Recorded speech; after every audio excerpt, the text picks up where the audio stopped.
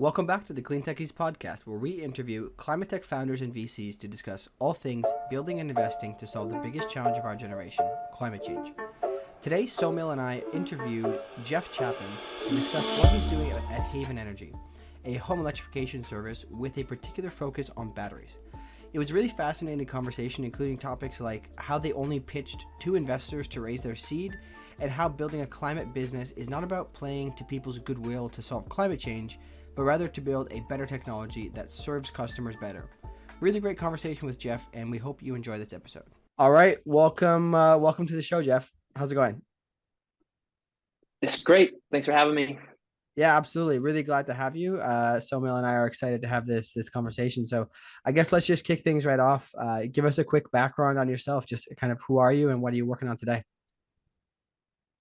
Yeah, for sure. My name is Jeff Chapin.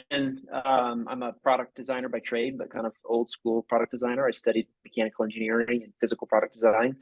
I worked for about a decade at IDEO, the big design consulting firm. So I touched on a ton of different industries there, some of which were relevant for what I'm doing today. I left in, say, 2009 and started working in the developing world in taking product design and market development to issues around clean water access to improved sanitation in rural areas of Cambodia, Vietnam, Myanmar, Kenya, Ghana.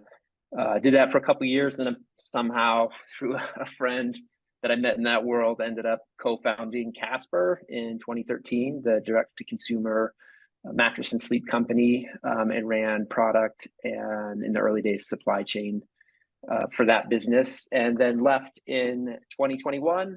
As we talked about before the show started, we were living in the Bay Area. I have a wife and 3 little kids, and when COVID happened, we were just locked up in our house with twin 2-month-olds. We decided to make a change, and we moved to a small town in rural Wyoming for my wife's work, and that actually is what brought me back to some of the work I'd done at IDEO earlier in my career, because we had purchased a 110-year-old house that was uninsulated, had literally a 90-year-old natural gas boiler, original windows in the house. And I post Casper, I took about 8 months off and just dug into home construction and learning about the space. I renovated the house dramatically and started on my own journey of home electrification. And that's where I ran into some of the difficulties, which led me to start this business I've been working on the past year, which is Haven Energy. And we're focused at present on deploying and accelerating the adoption of residential batteries. And we can talk more about it, I think, later in the show. But essentially, it's a nascent market and a fairly new product for homeowners to think about, but has a lot of benefits, both in terms of costs and resiliency and environmental benefits that we can get into. Yeah, sounds good. So I think it's quite interesting. So you wanted to electrify your home just because you were going through the process of renovating your house. Have you always had like a particular interest in climate? Like why specifically go and build a company around it, right? Just because it's in your blood, entrepreneurism can't be taken down. I've always had an interest, I would say, in basic human needs. So in my time at IDEO, I tended to focus on medical devices, healthcare products, essentially like what are the basic human needs that in the US, most people are still having to deal with. In my time there, I did some work with General Electric on a battery, actually. They had a molten sodium battery, which was branded the GE Durathon battery. Hey there. Quick break to remind any founders or VCs listening, if you are looking for deal flow, seeking to raise funding, looking for partners to help service your needs, or perhaps you're looking for corporate investment partners, feel free to reach out to us through our Slack channel, which can be found in the description. Because we meet a lot of people in this space, we set aside time each week to make introductions to the various people that we encounter. This is something we do free of charge in order to help these incredible companies solving climate change to scale. Looking forward to hearing from you in the Slack channel.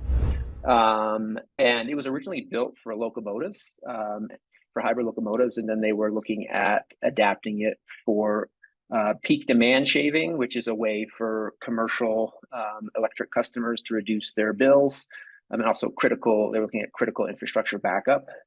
So very different chemistry than the batteries that are being used today. But it was my first real look at both the economic and technical side of batteries and battery management.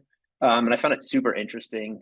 Just the energy markets are fairly opaque and most people actually aren't that interested in them. But when you get into it, they're quite fascinating. And I also worked on the consumer side of my time at IDEO. We had worked on home energy monitors, which don't really exist in the marketplace right now. But at the time, there were companies putting out, I would say, like pre-Nest devices, which with touch screens that allowed you to monitor electricity consumption, gas consumption, water consumption. And we were looking at how to use gamification and social networks to drive behavior change to reduce consumption. And so I kind of always had an interest. Then I obviously went and worked in developing world in water and sanitation. Casper, if you think about like the mattress industry, is not particularly interesting, honestly, but sleep as like one of these basic human needs that we in developed economies still have a lot of issues with, and generally a bad relationship, was super interesting. And so I think the broader promise of that business was actually, in line with my history of looking at basic human needs. And obviously now we're faced with both a climate crisis and also like an energy resilience crisis, where we're getting more and more, climate induced weather events, more outages, more blackouts in areas where batteries can help and home electrification can help. Super insightful. I think one of the things that you pointed out, it's related to things that we see in terms of other companies and other founder stories. I wonder if you feel as though the industry was, whether it was easy to learn or there was some, real challenges coming from sort of an outside operational background, because in a lot of the companies that I see, for example, working in venture capital, you have the model of the industry insider who will come and be able to tell you how things work. And then you have the role of the operational executive, maybe, more similar to your background, which is, excellence in one operating role can translate over to another. Which side do you think you fell more on? And, how do you think that helped you succeed? It's a really interesting question, because I think when we started Casper, I had actually, like, our CEO and business partner, Philip Krim, he had dabbled in e-commerce selling of mattresses previously, so he understood that side of it. And this was like early e-commerce, and I had worked at IDEO with some of the larger, mattress brands that an average American would know. So we kind of knew the industry. We made the mistake, though, of not hiring any industry insiders for years. And so I think it was year 6 or year 7 before, on the operations side, we brought somebody who used to run mattress manufacturing plants, and the insight, like, he could answer in a second questions that we had spent years trying to figure out. And so I think you need a balance of, like, you obviously need the outsider view, so you try something different. But in any industry, and particularly energy, which is very complex, there's a lot of value of having insiders. And so as we've built Haven, we're a small team. I think we have, in addition to the founding team, I think we have 12 or 13 employees. Half of them come from either Tesla, they used to work on Powerwall, they worked in solar sales or solar install operations, they worked at SPAN, the smart electrical company. So we're balancing, like, outside expertise with inside knowledge. And I think that is an important thing to do. To your earlier question, the first part of the question, there's a lot to learn. We spent 6 months before we even started to put pen to paper on, like, what this idea would be, just doing phone calls. And it's one of the things that, like, I'm very grateful for. We started with, like, a friend who, so one of our co-founders, Phillips from Texas, and he was childhood friends with somebody who worked in the energy industry. Not the right part. He was building natural gas peaker plants, but he understood the energy markets. And so we started with a phone call to him, and then we, as the conversation's going, you have half hour of their time. They might mention another person or another business, and just graciously at the end, you ask, like, hey, can we get an intro? And I think everybody offered and everybody followed through.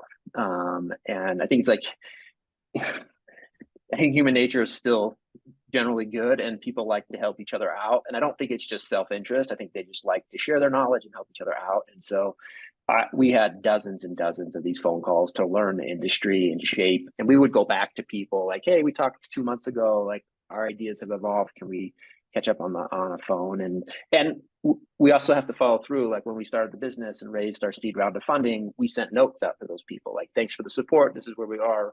You'll see updates from us going forward. So I do think you have to close the loop with the people that have helped you, and keep them kind of involved, because they have essentially given you something, and it's good to return the favor, even if it's just information or an update. Hey there. Are you building a climate tech business and looking for very specialized talent? Consider reaching out to our sponsors, NextWave Partners. NextWave are experts in talent acquisition, recruitment, and retention across the climate tech, renewables, and ESG spaces globally. So if your team is growing or you're looking to make a career change yourself, feel free to reach out to NextWave at next-wavepartners.com or reach out to one of their consultants directly via their LinkedIn page. Yeah, I think this is a pretty interesting point. This is something that has been some of the usually like the biggest like eye-opening things that founders have talked about before is like, hey, we really like we tried to build something and then we went back and realized, hey, we just need to do a ton of like customer discovery and talking to people and understanding what's going on.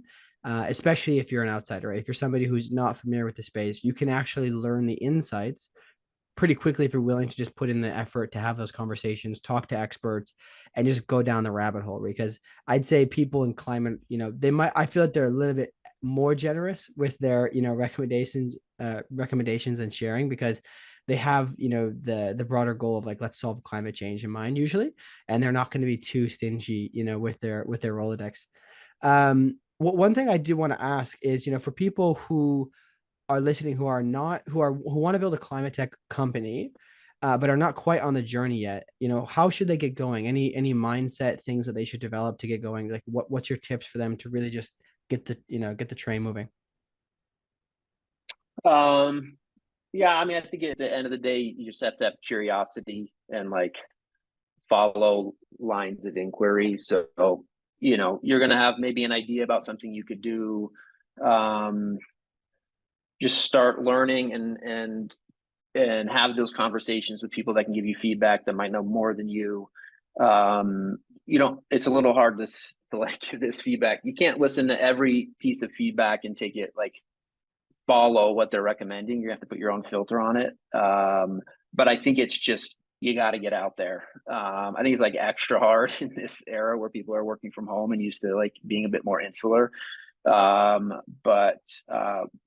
It's stupid small things. Like we went to the industry trade show for solar and just walked and talked to people, and they thought we were idiots. Like we told them what our business idea was in the early days, and they're like, well, I think like 9 out of 10 people said it was a terrible idea. So if it was like 10 out of 10, we might have turned back. This one person was interested. It was the same for Casper, honestly. Like if you're getting too many people who think it's a good idea, it's probably like too obvious or something. So I don't know. I think the simple advice is just get out there and start learning. You have to always, it might be something that's hard to learn if you don't have it innately, but you just have to have curiosity. So like, if you're having a conversation with an expert in the industry, so like for us, we talk to somebody, like who runs ERCOT, or it works on a trading desk, or runs a retail electric provider or something. You generally, it's a bad idea if you run out of things to ask them or her before your 30 minutes is up. Like you got to have curiosity and do your homework ahead of time, so that you have a ton of questions. If they're giving short answers, you gotta engage them. Yeah, kind of like prepping for a podcast. No, just kidding. No, I think I think this is interesting. I really like that. It's helpful advice. I think it can be difficult, but yeah, just get out there and have the curiosity. That is a hard one to develop, I think, if you don't have it naturally, but it can be done. So let's talk a little bit more then, particularly about Haven, right? So I want to understand, you've mentioned where the impetus came from. While you were remodeling your house, you wanted to electrify it, and you maybe had some issues. Maybe if you want to elaborate a little bit on what particularly you saw as a problem, and why why you're like, hey, like this is worth starting a company for. But generally speaking, want to just kind of get the really like deep overview of what you guys do, and how you got started? Yeah, for sure. So in terms of my own experience and journey, if you look at home electrification or building or like electrifying a average person's life, there's only like 4 or 5 things you can do. You can get an EV, so you get rid of your internal combustion engine. You can switch from a furnace or a boiler to a heat pump. You can switch from a gas stove or electric stove, like a resistance electric stove, to an induction stove. You can switch to a heat pump, hot water heater, and then you can add generation. You can add solar, and you can add a battery, which kind of touches everything. But there's not, it's a very short list. And coupled with that, which I mentioned earlier, you do have to look at like efficiency, because if you're going to, in this house, through air sealing and insulation, I could cut my energy consumption even before I switched to electrification by 40%. And so you got to do that first, because if you don't do that first, you're going to size a heat pump for the wrong heating load. When you look to electrify your home, there's only like a small set of things that you can do. So you can switch from an internal combustion engine car to an EV.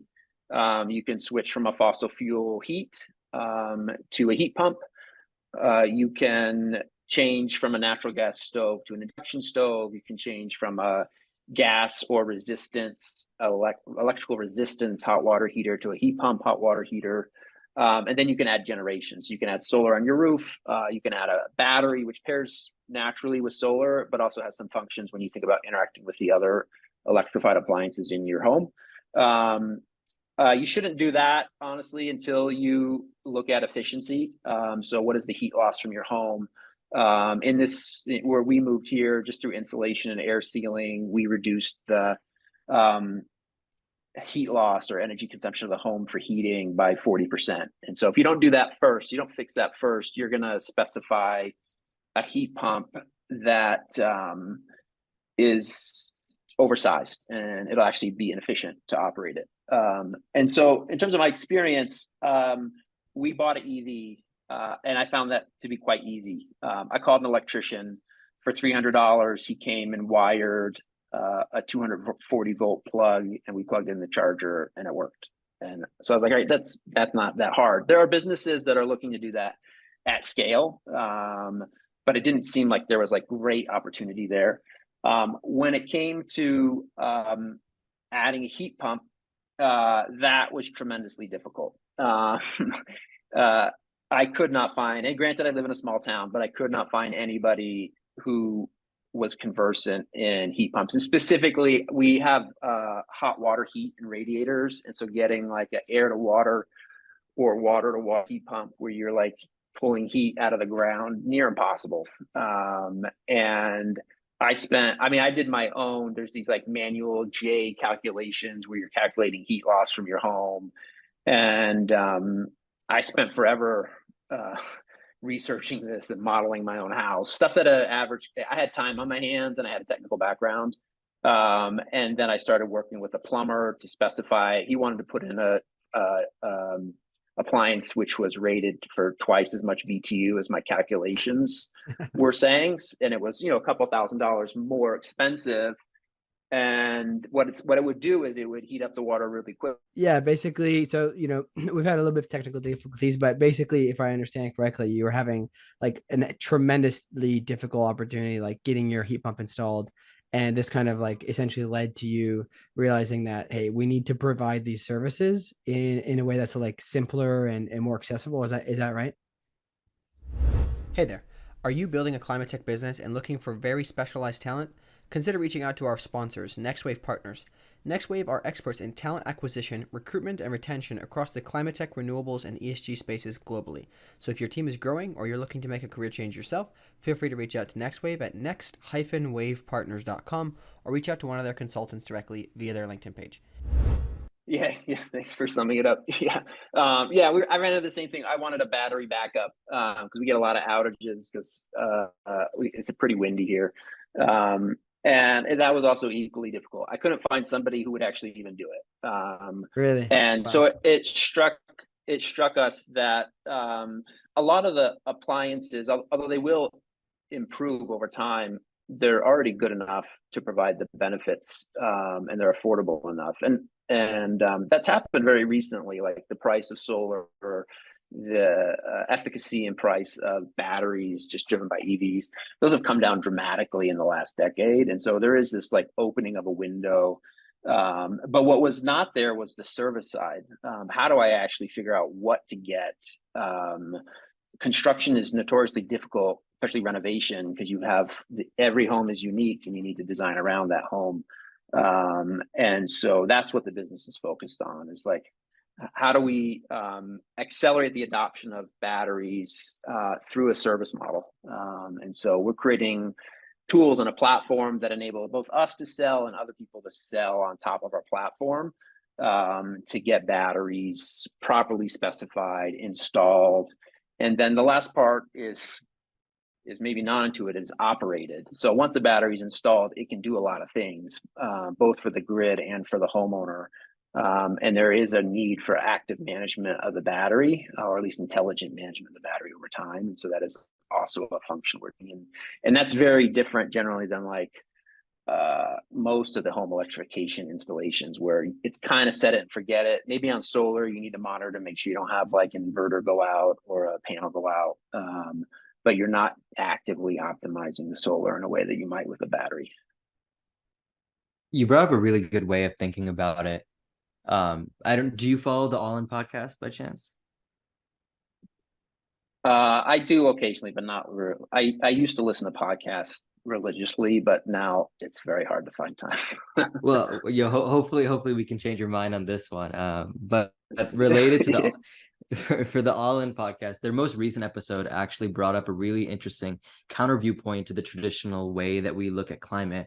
And I think that's especially relevant here for your founding story. It's the idea that you can have a focus on bringing renewables, more reliable energy storage, less pollutants, all of these things to improve the way that we access and use energy without necessarily using, the goodwill of supporting climate as the only reason to go forward with a business, to go forward with a business model and bring something to market. I feel like I really heard that in your story, but I wonder, throughout your journey being an entrepreneur within climate, within energy, if you've had to balance those conflicting viewpoints between the people who are sort of wanting you to tell your message as saving the planet. And I think that where you naturally more gravitate towards was, this is just a good innovation that should be brought to market with the benefit of, bringing, good energy along the way. I would say it's an interesting question. We've never felt pressure to go one way or the other. Obviously, like, we got into this because we had an interest in climate and electrification and the benefits. We've done our due diligence to understand the benefits, the climate benefits that home batteries can have. And so we have confidence and comfort in that. When we look at our audiences, I'd almost say it's the exact opposite. Like, I don't think there's much of a business you can build if you're relying on like climate interest or climate goodwill. And I think on the consumer side, the battery has three benefits. It reduces your electricity costs. It provides you resilience, so backup power, and it does reduce your carbon footprint. And honestly, like, when we started selling, we were talking about all three on equal footing, and now we don't even talk about the carbon footprint. We never found a good way to talk about carbon footprint. It seemed inconsequential to homeowners. And so we talk about energy cost savings and resiliency. That's what matters to people. Those are emotional, and as they say in politics, like kitchen table issues. On the investor side, I would say, like, particularly in this investing climate, they're looking for viable businesses, large markets. And I think you need to have a large audience and appeal to multiple motivations. And can also, we're kind of piggybacking on a solar industry that has learned that you need more than one motivation to close a deal and sell a job. And so that's been learned many, many times in the solar industry. And so we're building from there. And obviously in a sales presentation, you might tailor the message based on what you're hearing from the customer. And we have some tools that help us understand like where somebody's coming from emotionally and mentally when we start talking to them. But I think we've got essentially like these three tools in the tool shed to talk about.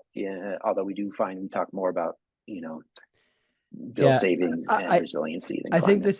I think this is quite interesting because I come, as I mentioned before the show, I come from a really rural area as well. And people are usually like, oh, climate change is a hoax or whatever they want to say. But if you put the focus on like, hey, this is actually just a better product and it's substantially better, then you don't have to rely on all those things to try to convince people to do something that, is more costly because it's just a better business. It saves them money, it's more convenient, whatever it is. That's how the real climate solutions are going to be adopted. And just very quickly, right? Because if people can have a better thing, they talk to their neighbors, right? And they make it happen. The thing I always find fascinating, and I'd be kind of curious to get your thoughts on this here, is you work probably with a lot of contractors, right? Quote unquote blue collar workers to install these things. And usually those are the people who are like, oh, I'm not interested in this like renewables thing or whatnot. So I'd be kind of curious to hear like how, I don't know exactly how to ask this. Maybe how you approach these contractors about working in this thing that is kind of quote unquote climate focused, and what their reaction is to it, and then just generally speaking, how you've seen them kind of take on to the space, or if they really enjoy it a lot. Yeah, that's interesting. I think so. Going back to some of the things we discussed earlier, very early when we were formulating the business, we did a lot of ethnographic research. So we talked to homeowners, we talked to battery manufacturers, we talked to essentially grid operators and the people that operate the energy markets. We also talked to electricians. And I would say that like the actual like core driving thing for an electrician, at least the ones that we've been learning from and working from, is really business focused. Is this a good business opportunity for me? Are you going to be a good business partner? Are you going to deliver, give me jobs that are well specified, pay me on time? Am I going to be efficient with my time? And less so about what they're doing. I would say we did learn there's like different types of electricians and different levels of interest in trying something new, and that could be anything new.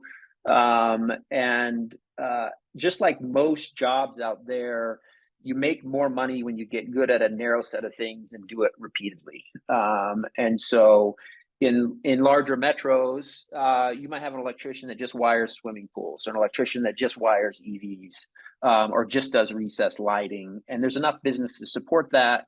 And we had a guy we were talking to in Boston, and we had actually sought him out because we saw that he was installing EV chargers. We're like, all right, anybody who's installing EV chargers, probably an early adopter of technology and wants to grow their business. So let's seek those people out and start to talk to them. And he brought up swimming pools, and he said, wiring a swimming pool is really easy. But he said, I'd never wire a swimming pool because I don't do it enough. And if I make a mistake, I'm going to kill somebody. And he said, I'll let the pool guys do the pool electrical. And so I think it's more about like understanding how they run their business, how they think about good opportunities, what's important to them in terms of cash flow and reliability, of essentially us being lead gen to an installer. And we have to structure our business to fit into that. We're very fortunate that like battery installs are generally like a full 8 to 12 hours. So an electrician can show up on site in the morning, work all day, and get paid for a full day's work. For a residential electrician, that's far more lucrative than doing 3 or 4 house calls. And so we actually have like a very good offering for an electrician. And so we've had we're early days and we need to build out our network more, but we've had a reasonably good time attracting and partnering electricians in an era where in the press you see that there's this massive shortage of trades. We haven't really run into that yet, although obviously we're still small, and so maybe we'll run into it in the future, but right now it's not an issue. That's super. I definitely see where you're coming from on that. Well, I wanted to, pivot a little bit about talking a little about how you grew on a different side of things, the institutional funding side, right? So you raised from my understanding, you raised from Lure Hippo, if I'm saying that correctly, in October of 2022. Is that correct? Yeah, we had two leads. We had Lair Hippo and Giant, which is a VC firm out of London. But yeah, Okay, the very timing's cool. right. I think we closed the deal in October. Okay, very cool. And you raised from them, very well-known venture capital firm. What was raising in the latter half of 2022 like, not only as a company looking to raise sort of like early stage funding, but also a company within energy and climate, which in general, as we've seen, has had some interesting dynamics. I think in the beginning first half of 2023 and definitely at the end of 2022. Yeah, I mean, I would say we were very fortunate to be just given our backgrounds. Lair Hippo was a seed investor in Casper, and so we've known them for a decade. And then one of the operating partners at Giant, the CEO of this current business, Vinny Campo, he was the US GM of Bulb Energy, which was a retail electric provider in Texas that was actually based in the UK. And his former boss was an operating partner or venture partner at Giant. So yeah, it was atypical. We had inside connections, network, track record. They knew us very well. And so I don't generally, when you're doing like a seed round, from what I gathered, having just done it twice, there's a lot of evaluation of the team and some acceptance of like the category. Here, we had passed the evaluation of the team. It was just, did they see that there was a business opportunity here? And even if you pivot a little bit here and there, do they believe that there's something in electrification and residential energy storage? So I think it's atypical just because of our backgrounds, and we're very fortunate in that regard. It definitely makes sense. I think, I work in venture capital myself. If you see a founder who has demonstrated obvious success in, taking a company pretty far, I think that is obvious cause for confidence and conviction in later investment.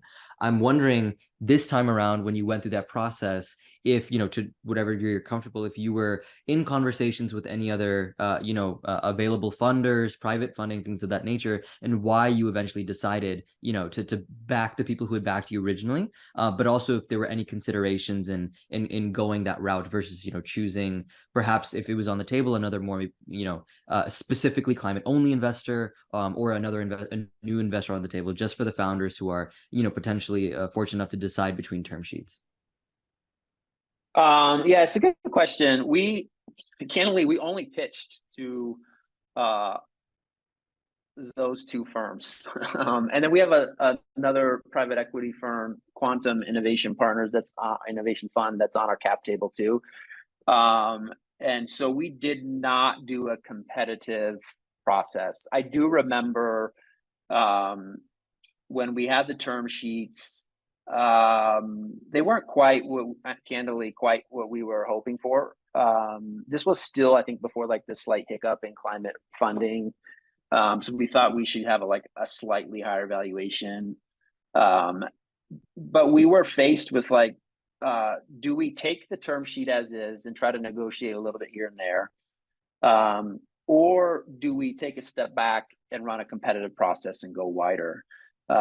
And you're essentially just trading like dilution for time.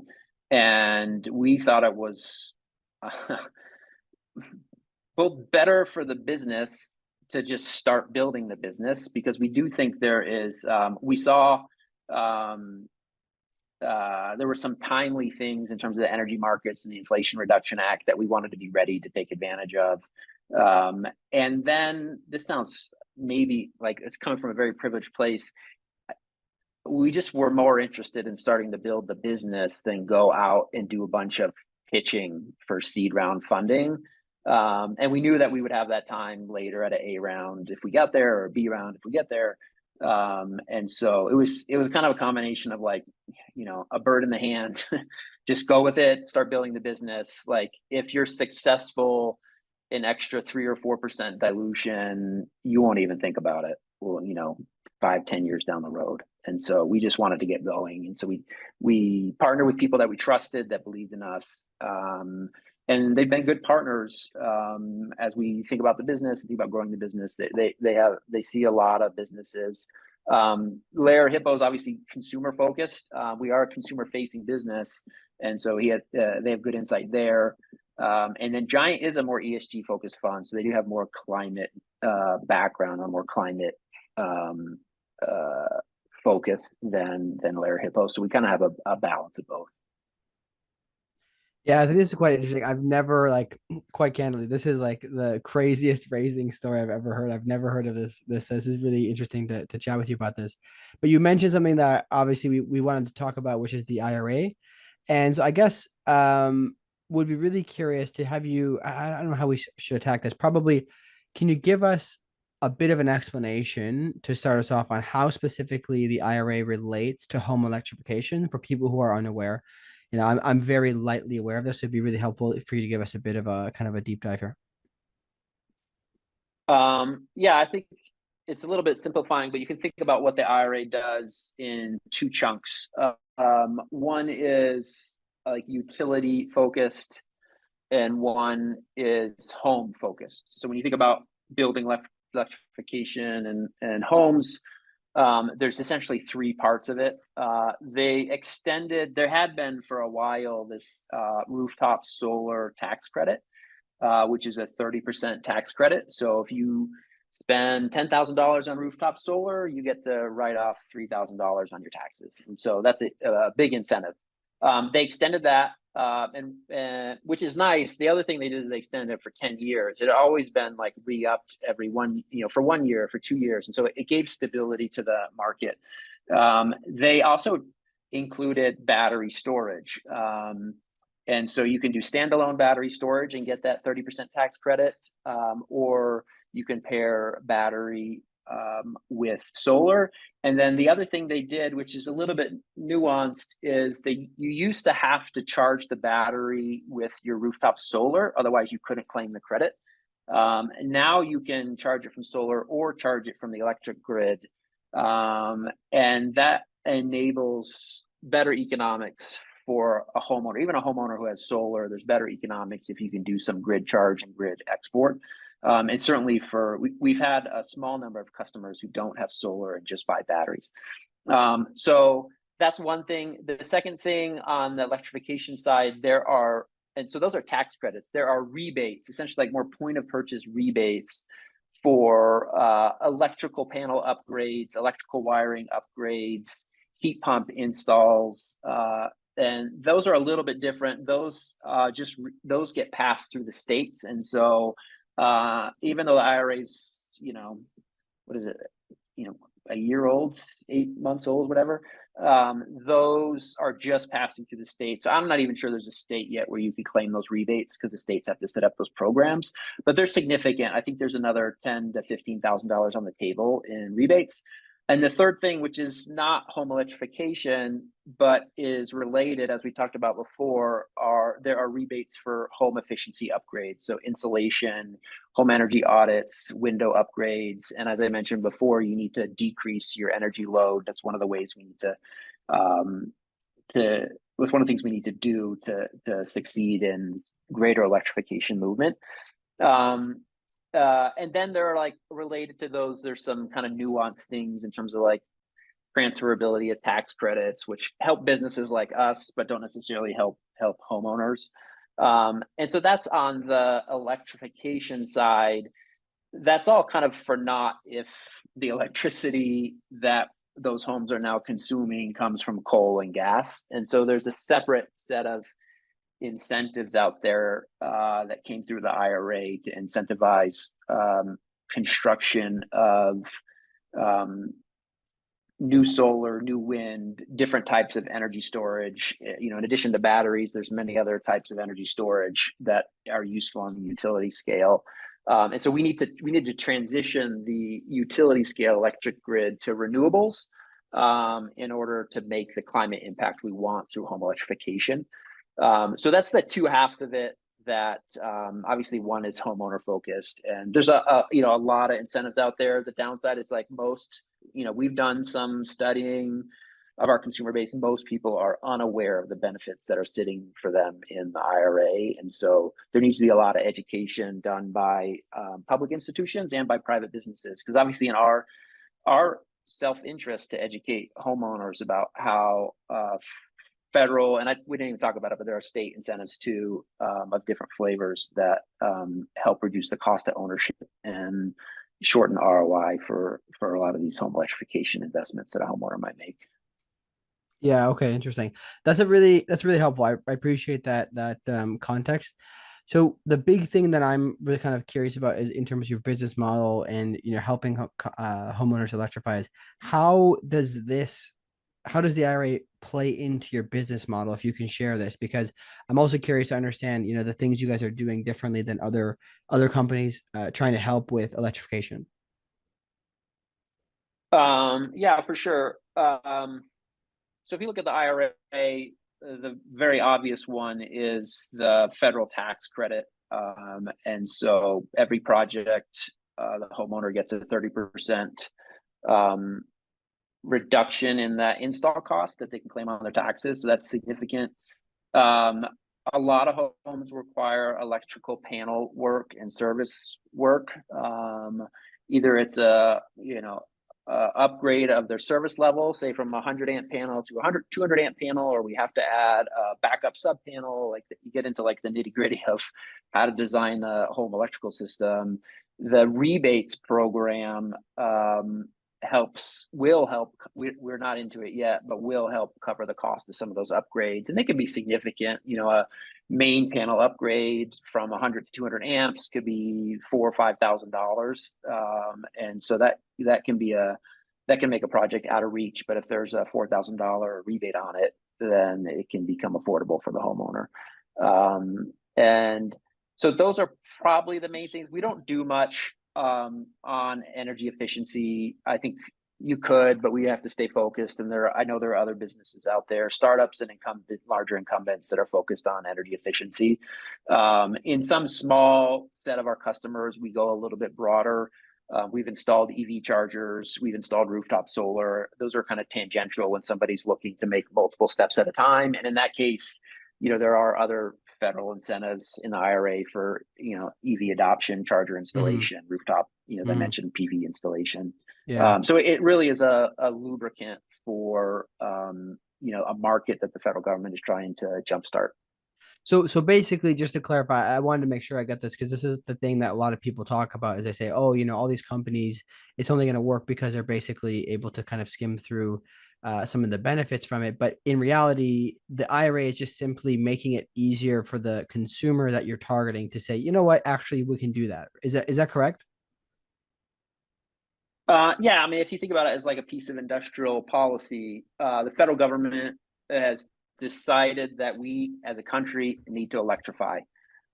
You have many, both on the labor side and the hardware side, these are like fairly nascent products. Like we maybe have been making dishwashers for 80 years, but we've been making solar cells for 15 to 20 years and residential batteries effectively for about 4 or 5 years, EVs for 10 years. And so I in response to that criticism of like, will these businesses work without the IRA? I think like today, it'd be hard. There'll still be adopters, but they'd be hard.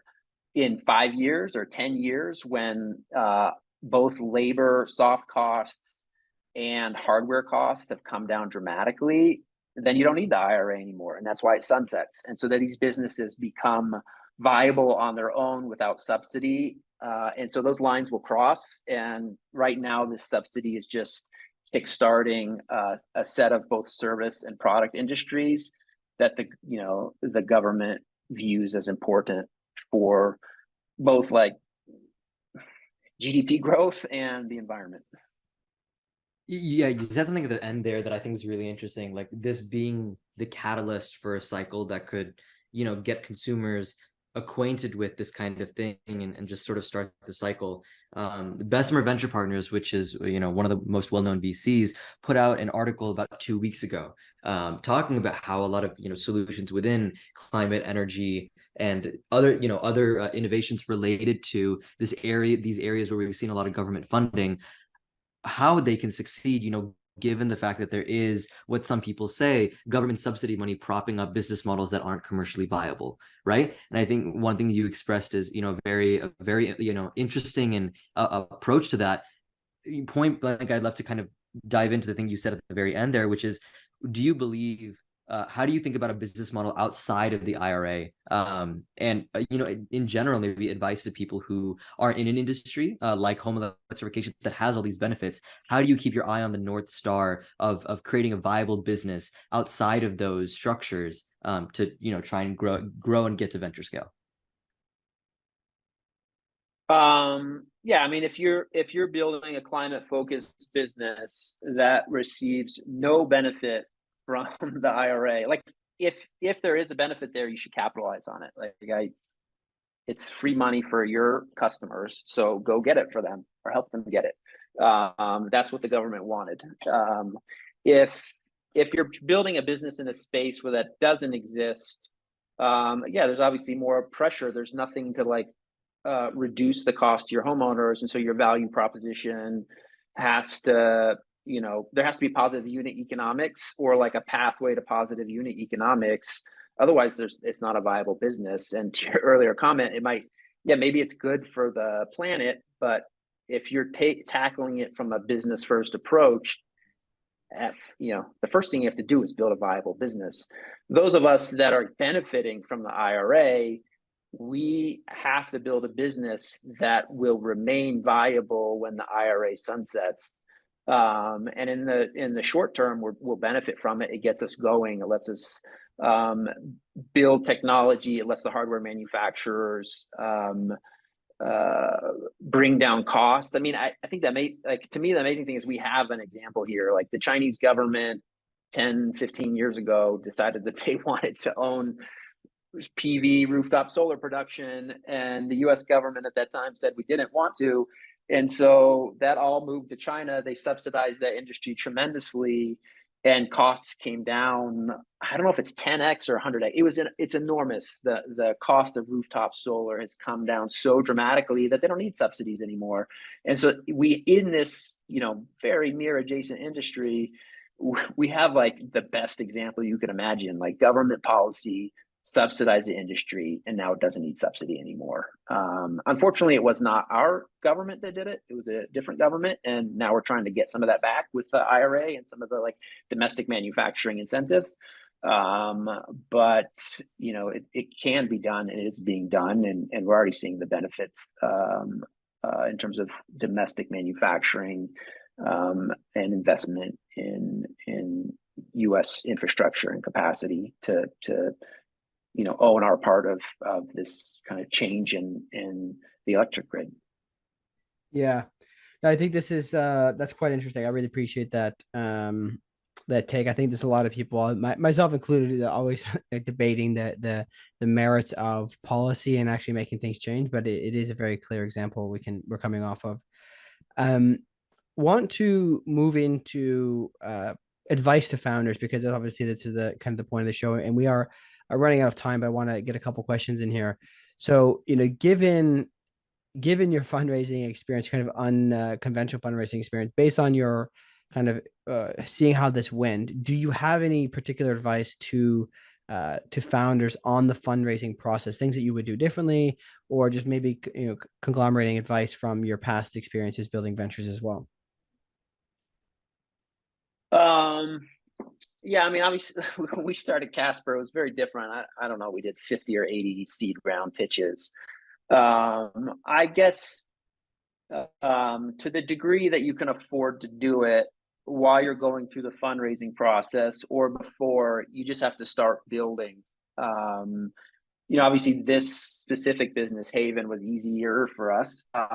Casper, I do remember Ben Lair, one of the owners or partners at Lair Hippo, we went in, we were investing our own money, visiting factories to design the product. And we, it took a time, but we kept time to fundraise, but we kept building. I remember going to a meeting in their office where we brought like a 2 foot by 2 foot square of the mattress to show them what we were thinking and doing, and nothing. And then he's like, make me a mattress. And I remember we delivered a mattress. We had it hand built at a factory. We delivered it to his house in upstate New York. I swear he conceived his first child on that mattress, although I'm not sure he'll admit it. But it had no cover, no nothing, just like a chunk of foam. And then he slept on it, and then he invested. And so I think you just have to keep building, so you can show progress. You got to find the thing that people need to see so that they can believe in it. The other thing I'd say, both with this new business and with Casper, is if you have partners, like we have supply chains for both of these businesses. We found in both cases a similar business, like a startup mattress manufacturer, and it's not quite a startup, but an earlier stage battery manufacturer. You need to find somebody who's hungry like you to be like your development partner. So if you are in a business where partnerships are important, you got to find, like, I don't know how to say, like, when we started this business 10 months ago, Tesla was not responding my calls when I was asking about Powerwalls. But this other business, Franklin, they would answer our calls. And so we learned a ton from them, and I would hope vice versa. And it helped us make progress and get going. We got to do some installs with free batteries. They let us trial things.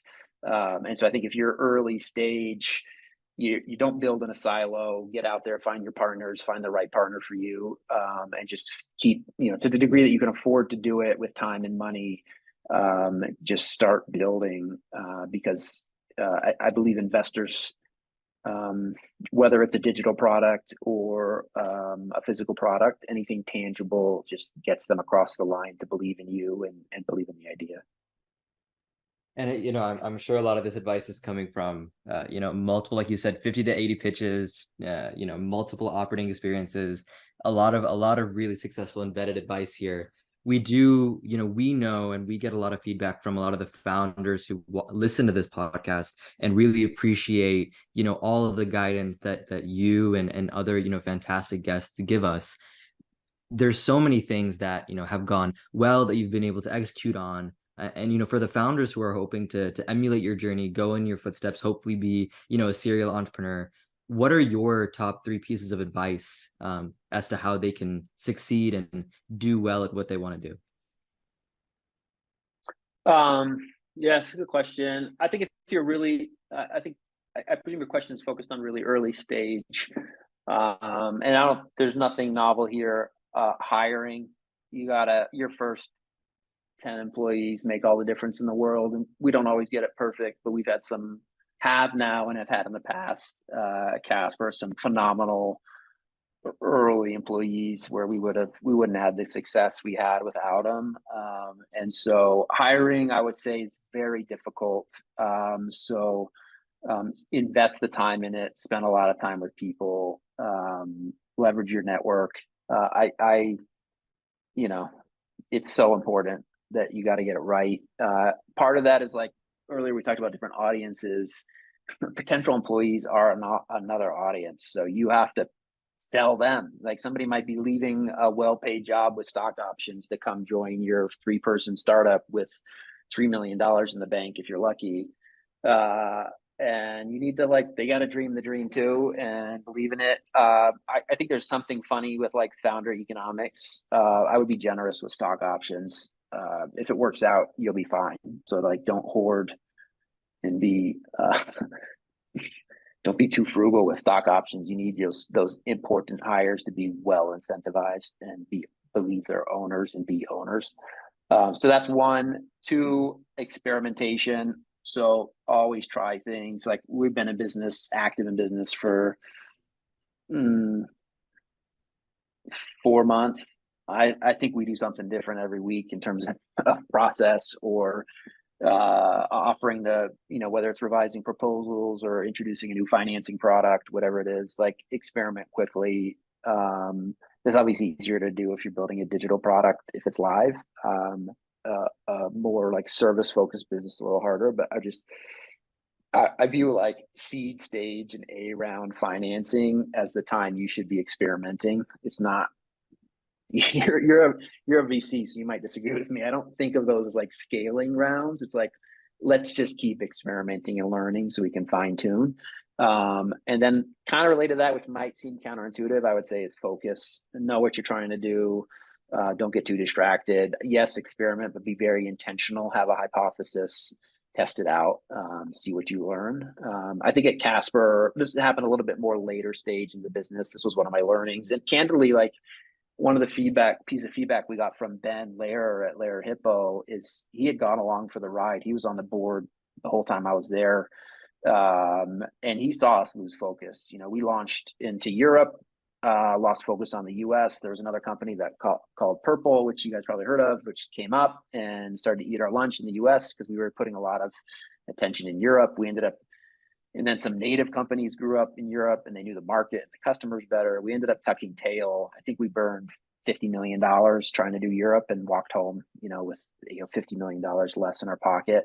There were a couple things like that at Casper where we did the wrong experiments and didn't have focus. And so I think those are kind of the three things that I would say. And the point Ben reminded us of all this during the fundraising and continues to remind us of this when we talk to him about the business. And so it is kind of nice to have an investor who knows you and it's gone through some ups and downs with you, because he knows essentially what some of our natural tendencies are and can be a check in that regard.